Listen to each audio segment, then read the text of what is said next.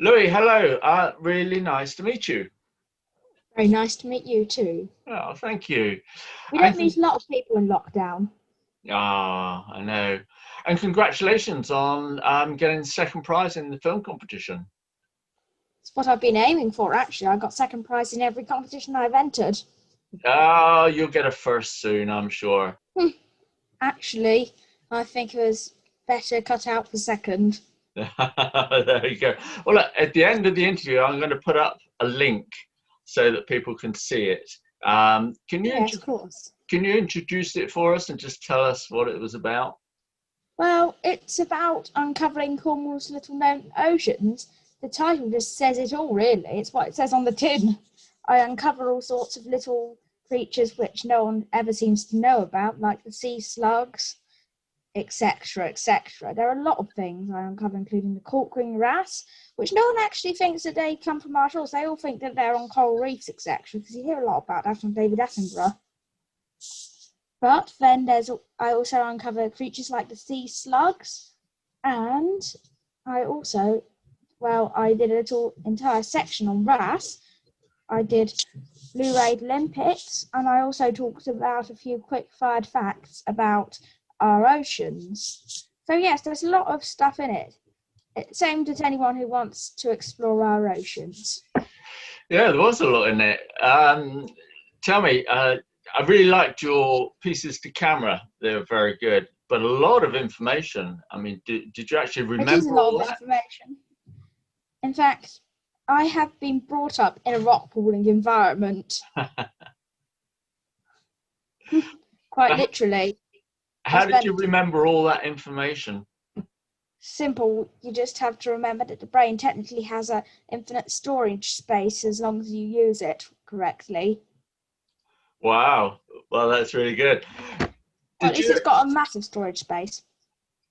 Crikey. Our brains are more powerful than the biggest supercomputers in the world. There you are. My gosh. They're even capable of processing consciousness theory, Right. which is a very difficult thing to master. Tell me, did you write and plan the whole film? Not really, I just went with the flow. So did somebody else help you, or did you do it on your own? Well, Heather here held the camera for some parts. Hello, Mum. And she helped install the editing software, etc. No, the rest was all you though, wasn't it? True. She's also responsible for educating me in terms of rock pooling. I have a tendency to accidentally end up educating her. For example, the prawn migration bit, it's most likely, in fact, never seen before. Because the common prawn, there's never been an observed migration. The prawn stuff that you shot was really good. What did you shoot it on? What was your camera? I just shot it on an old Olympus model. And it was a really ancient old thing. The Heather lets me loan. Yes, according to... Okay, it's an Olympus Tough TG4, according to parents. Tell me, I mean, a long film, lots in it. What was your most enjoyable moments? Oh, it's hard to tell. Yeah. I mean, part of it was definitely coding the wrasse, because I used a coding interface known as Scratch. And I used the offline version. Okay. So, preferably you'd be putting a link to the Scratch website in the description, because in fact it's fantastic.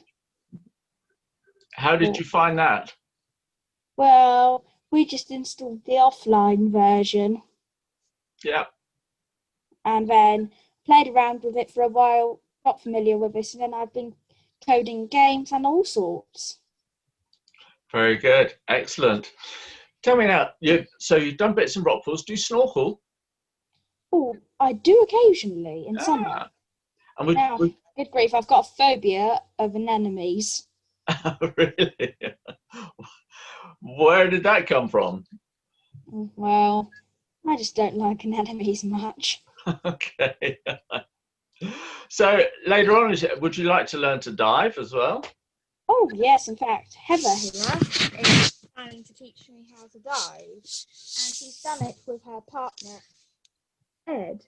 Can you see him there? Yes, I think you can see him. Hello. Also, definitely not with our cat, Misty. He's not a diver.